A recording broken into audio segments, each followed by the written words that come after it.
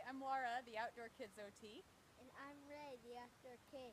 And we're going to show you how to do Crab claws. crab claws. And we also call them crawdad claws because we have been finding a lot of crawdads in the creeks lately. Yeah.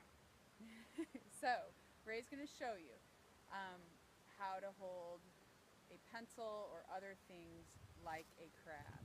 So here's his fingers. So his thumb is bent and his other fingers are all bent too, and they're pointing right at the tip of the little stick we're holding on to here. So turn your hand this way, Ray, so everybody can see. Oh, gentle, gentle. There we go. So parents, you'll see how Ray has a thumb and two fingers on the stick. And then these two fingers over here, the ring finger and the pinky finger, are tucked under. So the ring finger and pinky finger side of the hand are used to stabilize, and these other fingers are used for fine motor tasks. So what we want to see children doing is separating the sides of their hand. And one of the ways we do this is I encourage them to use crab claws, where they hold things like a crab. So you want to look for their thumb and their middle finger and their index finger holding on to something.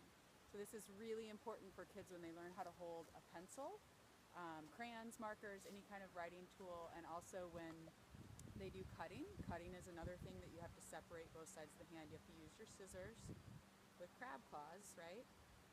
No, but and you then, go like this. Yeah, well with scissors you go like this when you hold scissors, right? Yeah. Kind of like crab claws. Yeah. What else can you think of that you might use crab claws for? What else can you think of? Look at me, secret. Brushing your teeth. Brushing your teeth to hold a toothbrush, or eating to hold your spoon or your fork, right? There's lots of ways. I just go like this. Oh yeah? There's lots of ways we can use crab claws. Ray's going to show you now how to use crab claws to draw. So you'll see here how Ray is using his crab claws. I've propped this piece of old plywood up against a tree in our backyard to give him a vertical surface to work on.